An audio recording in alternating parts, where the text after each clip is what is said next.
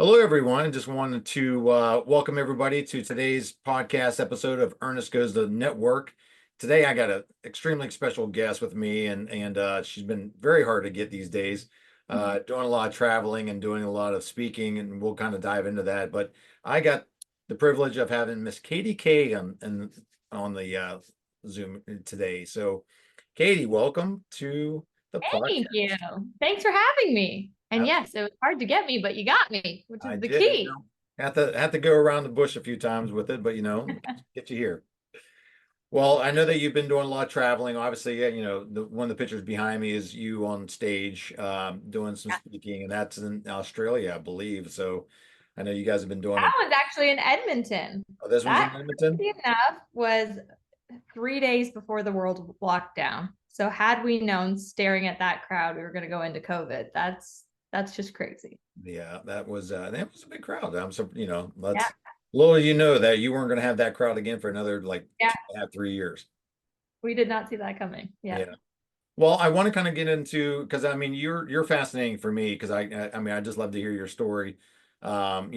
Out, hitting that $1 million mark at the age of 23, and I think we'll kind of dive into that a little bit. You started out, I believe, in the CBD kind of oil. Yeah. You're Canadian, so um, Yes. you're my second Canadian on the podcast. Ooh, I had Mr. Jonathan Wright on here before. love him. Awesome. Yeah. So tell us a little bit about how you got started in the business side with the CBD oil, and then how you got to doing your exit, and then obviously where you're speaking at now, and kind of where you're getting to at that point, if you will. Yeah. So my first business, I always say it was like accidental because I was 19 years old. So you have to remember, like, I was super young. CBD came in after I actually got into the vaping industry first. Yeah. So it was, quite literally, I had a farmer's booth market and farmer booth stand, selling my vapes. And it kind of just was something that I saw fell into. It was also when vaping just came out. So I always say with my first business, as much as yes, it was my early 20s and I gave up a lot and it took a lot of strategy. I also say there was a level of luck there, right? It would be like having all the cash in the world after 2008 in real estate. Like that's luck as well. Yeah. Um, so vapes were just coming out, was expanding like crazy. My goal with it first was to open up my first location. Um, and I was trying and trying and trying to save up enough cash to open up my first location. And I was like, what else can I do? So I'm bartending, I'm running that booth at the farmers market. And then I was like, I'm going to start buying and selling gold because farmers have gold. Like, so one side was like vape, the other side was buying and selling gold. And the whole goal was just to get my first location open. Um, and was able to do that. So opened up my first location. And I started scaling like location after location. So I think the key with that business, because when I do my big speech, I kind of talk about my first business that I exited. I started from scratch. So I started from nothing. I was 19. Like, it's not like I had cash bankrolling me or anything. And then my second, which was construction, was I was buying companies, right? So two different stories and, lessons you learn in both. And I was scaling and scaling, kind of opening up locations.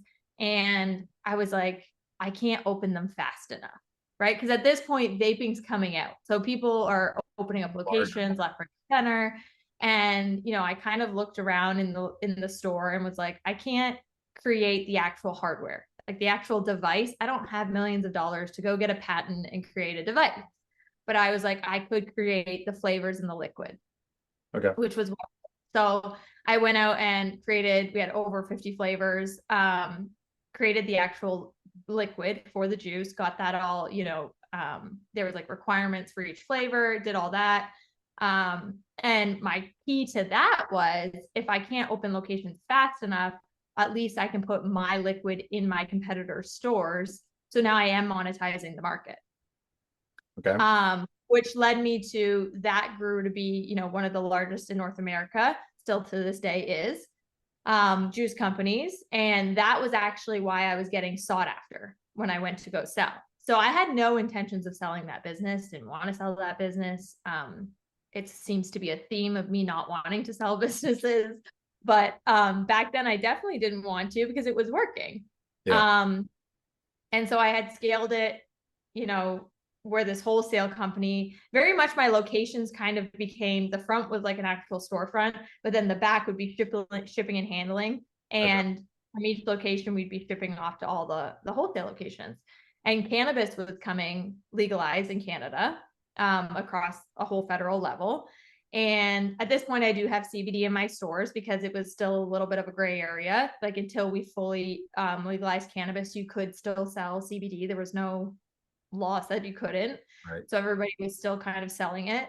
But when that law passed, we knew you needed the license to sell. So I had every intention of trying to get my cannabis license and applying, but in Canada, it was a lottery. So it was just pick a name out of a hat, whether you were going to get the license or not. And I'm holding on and I'm holding on. And I still had this offer coming in because everybody who was getting into the cannabis space wanted my database because I had thousands of stores that ordered from me already in vaping liquid and other CBD products. So they wanted my database essentially. So it was never my locations that was, the thing that was wanted. It was more the database. So fast forward, still don't really want to get out of it, still don't want to really sell, but finally did sell. That's when I was 24. I always say I became a millionaire at 24 because I never took money out of the company. So I always just kept re-rolling. And I always say this, the lesson you learn is that is extremely risky. Yes, it worked out in my favor, but I still drove a Ford Focus. We were still doing millions of dollars a year prior to me being, that age, 23 years old. But I always say when I cashed out, that was when it was like the moment for me. And then I cashed out and was like, what am I going to do now? Right. I didn't want to sell that. Some of my locations ended up going to the employees. So did some deals with the employees. Some of them got sold privately. And there was this kind of 8-month window of I don't know what I want to do, start moving kind of money into real estate. You don't want to pay tax on the money, right? So there's just this gray area. I'm trying to be Betty Crocker, stay at home, none of it's working. None of it's working. None of us. Yeah. And like that was right when I had met JT, which is how we know each other, which was kind of the pivotal point. It's probably a few months before that photo in the background that you see was taken. And yeah, it was just kind of what do I do now? What do I do next? So in during that time frame with doing the CBD oil and the storefronts or anything, did you have anybody that you epitomized or looked at as the mentor that was in that space, or you just kind of like self grew it and Yeah, I definitely didn't. I tried to hire a coach when I had sold it because I was trying to like get into other things and it didn't really work out. yeah. That was the only kind of dabbling. I always say like the reason that business was successful was because I was angry. Like I just like did not want anyone to tell me no. I have a great relationship with my parents, but they had a rule of like, doesn't matter, you get kicked out at 19. So, it was very much like, okay, you think I can't do it, I'll go do it. And I also, I always relate it back to being a child. Like you're fearless at that age. I'm signing $100,000 lease after $100,000 lease, like just not even thinking. Where like now, if I do that, I run math, I calculate, I make sure, right? So I think it's a little bit of, I was just, and store number 3, by the way, almost sunk me. So I opened up my 3rd location, ended up having the largest competitor in the GTA 2 doors, 3 doors down from me, and immediately had to take all my stuff out, sublet the unit, go find a new location, bled like over $30,000 in 30 days, which at the time was a lot of money to me. Yeah. And so I think I've always been quick to move. So I think luckily I had that as like in me when I was younger. So it was quick to move when I saw the opportunity, but it was also like, oh my God, you're about to lose everything. So you got to move. You got to pivot, got to move. Yeah. Yeah. Well, that's good. So you got into that side, you exited, you're in this like bubble of like, what the hell do I do now? Right. And And then you came across, you went to a seminar that JT was doing in Yeah, yeah. Edmonton also, or where at? No, this is in Toronto. Okay. There was like 10,000 people speaking. I was at the very, very back. When I do speeches with him, I show the picture because I still have like, see those jumbotrons in your picture there. There was three of them. Okay. JT was like this big on the stage.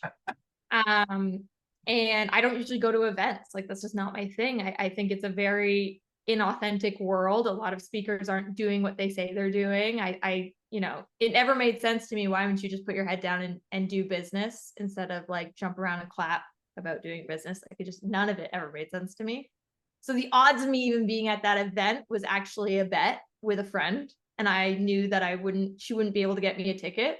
Lo and behold, she got me a ticket. It was sold out 10:30 the night before. Ended up going, and thank God I did because I met JT. But yeah, ended up at that event. A week later, went to his kind of 2-day event where I got to meet him, obviously. And a week later was his big event, Mega Success. So he was like, "Would you come to LA? Would you speak at Mega Success? Like, are you like coming or not?" Basically. Yeah. And I think, at the time I just said I wanted to start getting into coaching because I was like, what do I do from now till I plan my next move? Right. I need something to fulfill me. And I remember saying like, I have imposter syndrome because, well, I didn't say this, he said this, but I kept being like, I'm not, certified, or I don't have an MBA. And he's looking at me like, you're crazy. You're 23 years old. You just sold a massive empire. Yeah. Nobody's ever probably done that in history. Well, I'm sure they have now, right? Billionaires keep getting younger. Yeah. But I had imposter syndrome of like, I'm not good enough to be able to do that. And I said, that's kind of what I want to do while I plan my next move and whatever I'm going to get into. So, that's what I did. And I went to Mega Success and spoke on his stage and, got branded with a bunch of celebrities. And that's when everything just kind of took off for me. Okay. So then First 5 years, this is second 5 years. nice. So then you did the stage, and then you were throwing it out there to start doing the coaching. Yeah. And so when did the two start merging? How did, like, where what was the trajectory of it at that point? Like after you started getting the branding, started doing the coaching, like then what started happening? So I was doing real estate and I realized, so my brain very much in my first business looked at everything as an ecosystem, right? So that now when I was 19 years old, I didn't know the word was called ecosystem, but now I know the word is called ecosystem. So that's how my brain clearly works, right? Like I see something and I'm like, okay, well, we can cut here and I can bring, if someone's spending, even when I coach people, if someone's spending too much money on marketing, I'm like, okay, we're bringing marketing in house. We're going to have our own marketing team. Like that's how my brain functions. Okay. So while I was kind of doing some stuff on the side, still coaching people, I had people working on property. And when I had them working on property, I have construction crews coming in. And my brain goes, why wouldn't I just buy the construction company? Like it just doesn't make sense. Why am I paying someone to come into the property? And that's how that was born. So then got into the construction, bought the first company. Within those 5 years, was really kind of studying because I knew how I sold my company, but I started getting more into that and EBITDA and private equity and started, really going deeper as far as how I call it the game of Pac-Man is played, right? There's these companies, Adam Coffey calls it the pyramid and I call it the game of Pac-Man. Like eventually all the Pac-Men go up the chain. And you got the Blackstones and everyone that sits up here. So I started analyzing that, just becoming kind of obsessed with that. And that probably happened year 2 into me owning construction companies. And I started looking at, the companies within my region that I could kind of pick up and take over. And that's how that started. So then there was a plan. And, I'm a woman in commercial construction. That's not easy. So I had I call him my front man. That would be in front of me, right? And so I was always kind of hidden in the shadow. I'd go in when needed and just kind of work on structure in the background. But that is one where I had a plan in 5 years of like, I wanted to sell for 150 million. And of course, this is where Katie cried in front of everyone. Because there was one more game of Pac-Man to play, and both Adam and JT said, Katie, you still have an amazing offer. Like take the money off the table. You don't need to do the final bite.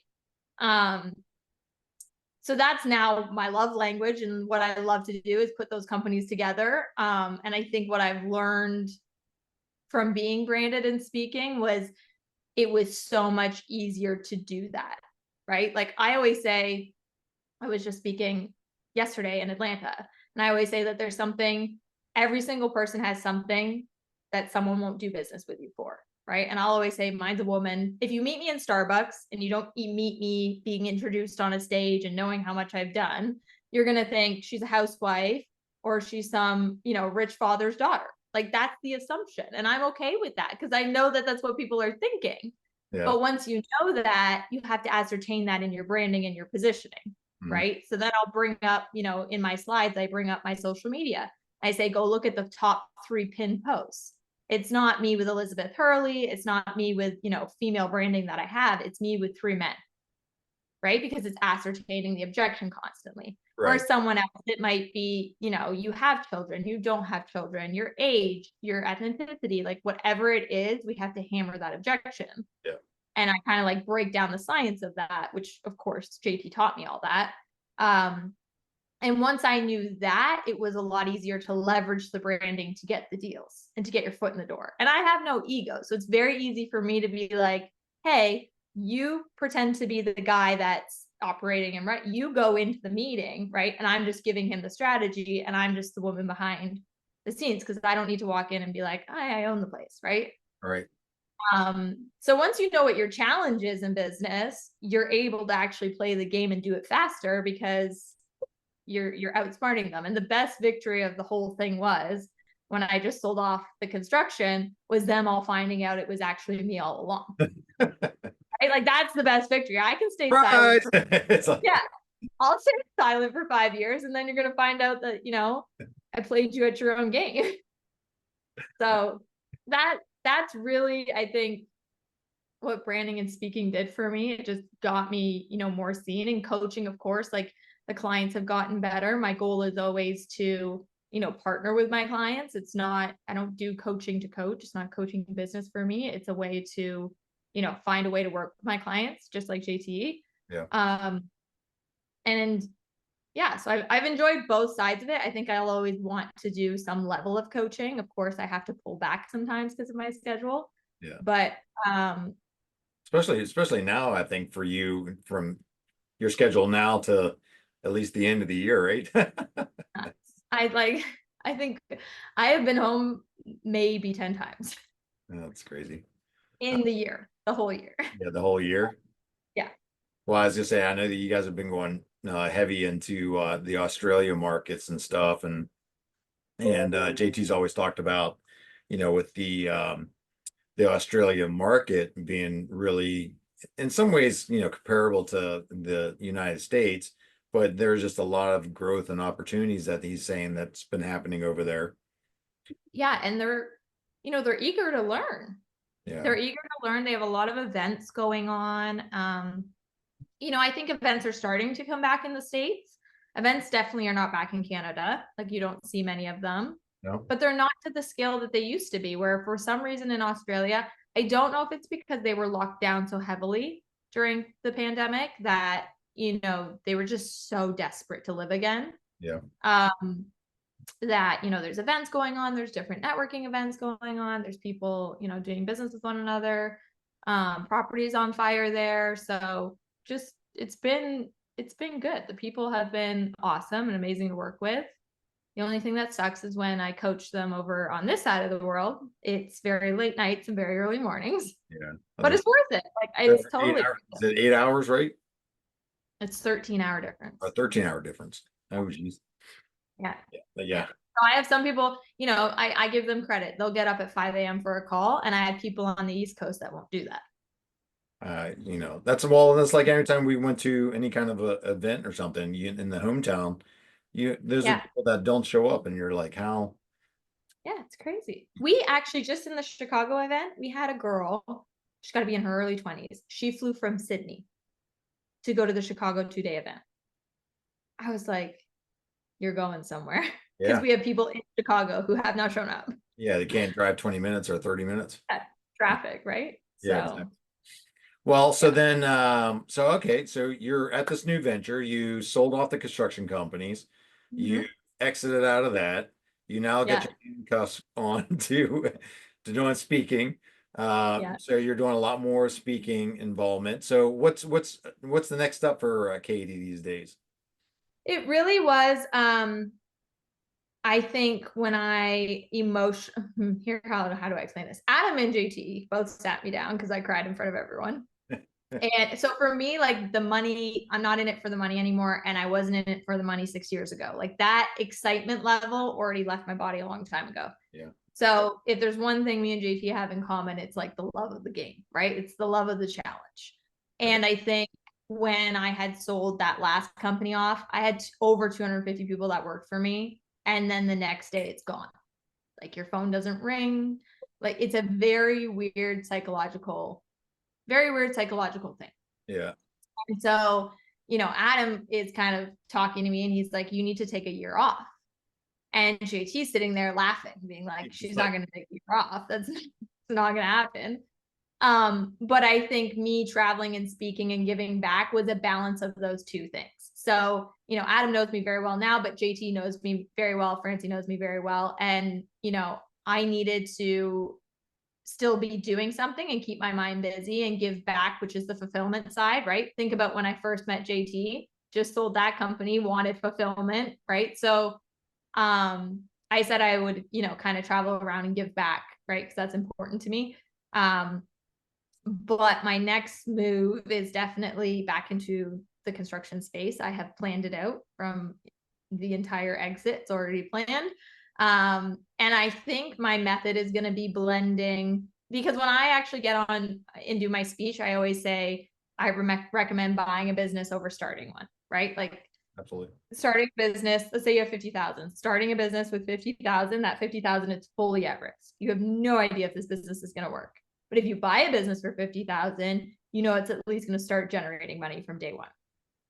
And while that is always my advice, I'm going to blend those two methods together because I look at my first empire, which is a startup, and how I kind of took locations and used locations for fulfillment, right? Then I look at, buying, which to me, I could do in my sleep. You're just buying EBITDA and it's just a math equation, right? That's easy. Integrating teams and systems. That's my skill. So I understand that part.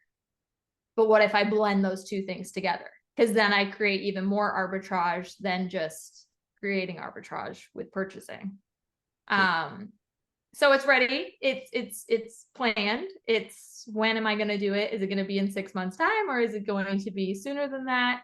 I Is your would say plan to start it from scratch? yeah, it'll be a mixture. I won't say what the industry is, but Right. each location will start on their own. And then I'm going to start M&A once it stabilizes from startup phase, which should be 12 to 18 months. Once I stabilize that, I will start M&A side. Each location will turn into an M&A location. So we will start buying companies in each region. Okay. From the base of each company. So my goal is obviously to have, one M&A team that's kind of under me that understands how I think and operate, and then one person in each location to be hunting for the deals. So yeah, it's when is my vacation over? My vacation is what we're calling it, but it's not a vacation. I don't think I've ever been busier. Yeah, as I said, all your travels and going to speak and your little bit of times here and there is your vacations these days. Yeah. And I'm enjoying it. Like it's not like I'm not enjoying it. I love helping people. Yeah. So I think Yeah. when I do it, I'm not sure, but it's ready to go. It needs to get Adam's blessing. It needs to get JT's full blessing of, go to your coaches, make sure you're on the right track. Yeah. Um, Well, but I that seems like know, that's a big thing for you these days is the coaching side of it, right? So yeah. that's changed differently than you doing the self-fulfilling side of it. through your CBD oil kind of deal. But now Yeah. this business side, doing the M&A space, obviously Adam, $2.4 billion in exits, 58 companies, JT's, his global net worth of, companies Yeah. that he has. Yours, I mean, your success that you've had through the construction side and selling those off. I mean, it's like, And they're very different personalities. So I like having them both, right? Like I feel like JT will think like me a little bit more. And then Adam's a different side of it. Adam kind of brings a different corporate level to it that I'm not thinking of.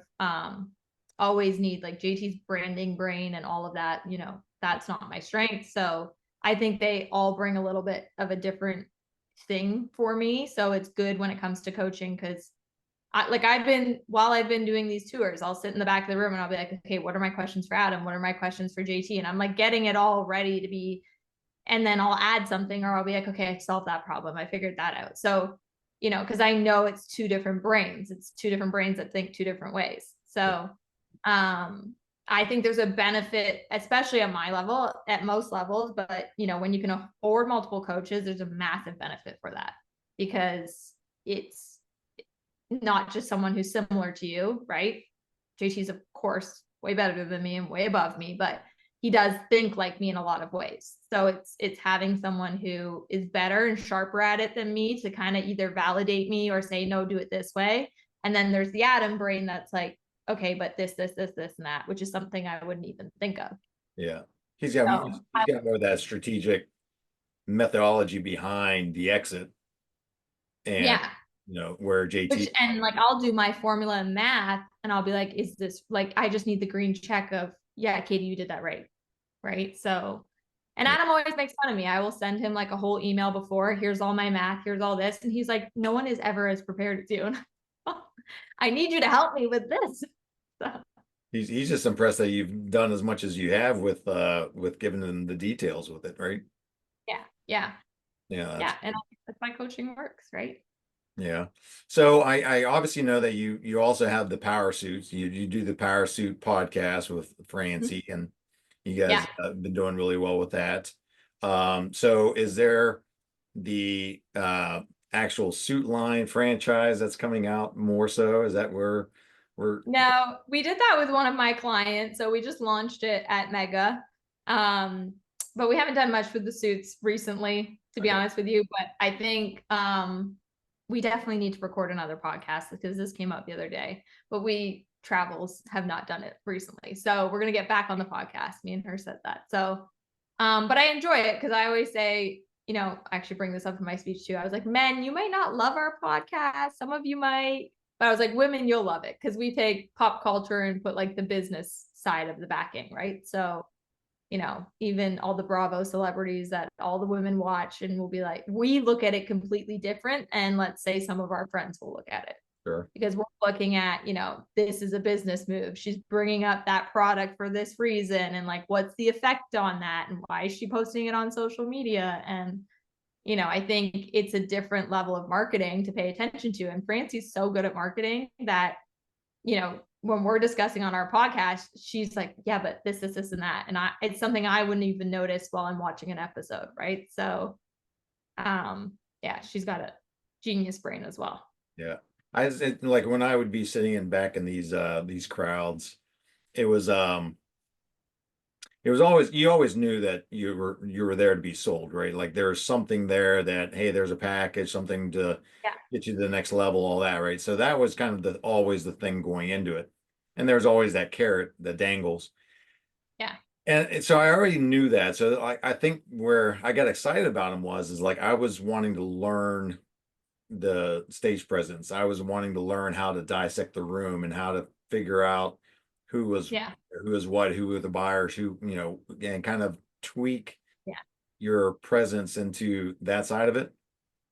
And so I always found that would be fascinating. So we went to a few, and it was just funny. Like we pulled some of the speakers out when we were all Yeah. sitting in the sidelines.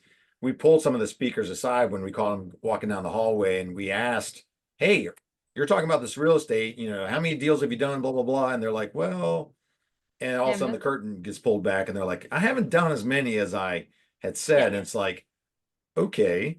You know, so I'm totally Yeah. with you in the coaching side is like sometimes that, you want to make sure that you're giving because a lot of people say, hey, Ernie, same thing. You need to be doing a lot of coaching. And I was like, Yeah. yeah, but what do I have to offer? Like, what is it? And they're like, oh my God, like everything you do through the construction side and what you do on the rehabs and the flips. And like so many, you're taking the process to get to the HGTV version to get it out. Yeah. Like you understand that process and the cost. Yeah. And that's where a lot of people don't and they fail at. And it's like, how can you help them, get across that line and understand to be successful at doing a flip Yeah. that side, so And it's again, it's the same thing. You just said what I said when I was like, I can't be a coach. It's like, because it's, you know, you always have to remember the things that are so natural to you are not natural to the person that's seeking the information. sure. Right. So for me, putting companies together, running that map, like that is, I could do it in my sleep. You could look at a construction budget, a fix and flip budget. You could do that in your sleep. But people who want to get into real estate, they don't know that. Yeah. And then the people who are selling the real estate courses haven't done a fix and flip in probably 10 years. Yeah. Right. That's the problem with the industry. And I remember saying that to JT, like I did not want to be a speaker. I did not want to be on a stage. I did not want to be on social media. I still to this day fight him on it. To this day. Like every time I get up there, which is, and I go up and do a speech, he'll be like, by the way, she doesn't want to be here and she doesn't like this and she doesn't like people. And because it's true, like I don't even want to remotely be known. But I understand that when you have a gift, which this is what he'll tell me every time he wants to blackmail me, when you have a gift, like you have to share that, right? And I think the biggest disconnect, like you just said with yourself, was you forget because you do it so easily. It's like if I'm an NBA star, right? And I can shoot 3-pointers all day long and all day long. Well, I could do it in my sleep because I'm just an NBA star. But then I forget, oh, well, people would pay for a basketball, you know, coaching program or whatever it is from me because this is so easy for me to do. And there's clearly skill in what I'm doing because I always hit this way or whatever, shoot this way, blah, blah, blah, blah, right? So, and you forget that just because we're not in sports and we're in business, that's still a trained muscle like that we have. So, I understand the importance of giving it back. And I think, I don't think there's enough people out there that genuinely do it for the right reasons, right? I think they coach to have a coaching business. They don't coach on the side of business. And that's what irks me the most. So then how have you, so in to speaking to that then how have you turned your style of coaching into monetizing? Because you had mentioned about, teaming up with your clients, but Yeah. What does that look like for you? So I have clients that do like so many different industries. So, Kate, for example, is a perfect one. We ended up scaling her fashion company and then we ended up getting involved in doing the suit line with her. Again, it's like once I know they're going to think like me, act like me, kind of, I don't have to worry, then that's first green check, right? So that was very easy because that slid right into her industry. I've got clients that were in the pest control industry and we're going to start selling their company. So we went down that avenue to see if I actually brought that to JT and Adam, which nothing ended up happening. I think they still have it. I don't think they've taken their offer yet, but I coached their younger brother. And so he's going to start opening up his own locations. Now I know without a doubt, I would either invest in him, I would start locations with him, like I would do any of that because he's been doing sales for his brother in pest control for the last 3 years. So I know what you're making and I know that means you can close. Right. So again, like we've worked on your sales, we've worked on you getting your own. So if, he ever turns to me and says, hey, Katie, I want to go open up 10 pest controls. Yeah, tomorrow I'd give him the money. Like, cause I just know. Well, he knows the process of how to get the closures to the sales to make the And business. they're doing door-to-door sales, which means you walk around knocking on doors and in like 3 months he'll make, multiple 6 figures just selling pest control. And so I'm as a sales guy, so you're not even the owner of the company, right? Right. So there I see potential for sure there. I see potential in different clients in different avenues. And then of course I can't help everyone. There's going to be the client that comes in that doesn't book their sessions that I never see. They're not allowed to re-sign with me. This is not okay, you can just keep re-signing up with Katie, because it's not, I don't make money on the coaching for it to be worth my time. Right. I'm doing it for the end game. I'm doing it to create multiple Katies so that now there's 10 of me that can operate like me and think like me. Right. And then that changes their life, of course. Doesn't just change mine. You look at Kay. Kay was at 33,000 a month when she met me, and now she's at like 1.7 million a month. It's insane. So it's beneficial for both. Yeah, it's beneficial for both sides. It's just finding a way to, and trust So levels. was her side like, did she have kind of a lack of like the branding side that you were able to help her with, or what was her big issue with where she was stuck at doing $33,000 a month to the 1 point something First, million? she wasn't focusing. So that was just her online side of things. So it wasn't her wholesale company. And her wholesale company, she has one of the biggest contracts in the UK that purchases from her. Okay. So she makes really good money, on that side already. And I think she thought she should be purchasing more or getting into more wholesale companies. So we just had to work on her marketing instead and kind of focus on the retail side of things. Because I looked at it like you're doing amazing over here. Let's focus over here. So I would say more focus, right? Focus in marketing, and everyone's different as far as what it is that they need to focus in on. Yeah. I think sometimes you see something working, and because you're so in it, that's why you have a coach. Like my job is to be up here, and I'm not emotional, right? I'm not in there, so I'm not emotional. So I'm out here, and I can say, oh no, let's go down path A, not path B. And that's why I love coach, even when coaches do it to me, because I am in it, so I can't see what you see. Yeah. Even when it comes to selling my company, like I'm so in it. It took me a year and a half to finally say yes. JT screamed at me for a whole year being like, I told you to sell this thing. We meet Adam for the very first time, go to dinner with Adam, bring it up with Adam, and he goes, yeah, take that offer. To the point that I spent another year transitioning the new owners over, and we're at the chairman, and he's like, I don't remember us talking about this, because I've been talking about a whole different business for the year of chairman. I was like, Adam, it was the night I met you, and we went to dinner and we talked about this offer. Was, oh Yeah. so but that's why we have coaches. I think it's made a huge impact in my life, even if it's just validation, even if it's just like you need that extra bit of confidence, right? Because sometimes I think I know what I'm doing, but God knows if I actually know what I'm doing. Yeah. So there is a level of luck in all of it, but it's strategic. Yeah. Well, that's fantastic. Well, I know that we want to wrap up a little bit, and then is there any final words of wisdom, of Katie wisdom, that you want to Words of wisdom: get branded, get coached. get Brandon, get coach? Love it. That's the key in all of it. Yeah, out to Mega. So you're going to be speaking at Mega, and Global, right? Are you going to do both? Or will you, I guess I mean, I would assume so. I go where I'm told. I'll definitely be at Mega, so yeah, I'll be there. I'm looking forward to it. That's going to be a fun-filled 5 days, and if I have a voice left after day 3, I'd be very surprised. So I know we all lose our voice. yes, and I have a tendency to want to talk a lot anyway. So yeah, no, it'll be good. I've heard, I don't know the names, but I've heard there are big celebrities being signed up right now. So fantastic. I'm excited. That was one where we have to say yes. Yeah. Yeah. So I'll be sharing that with you. So yeah.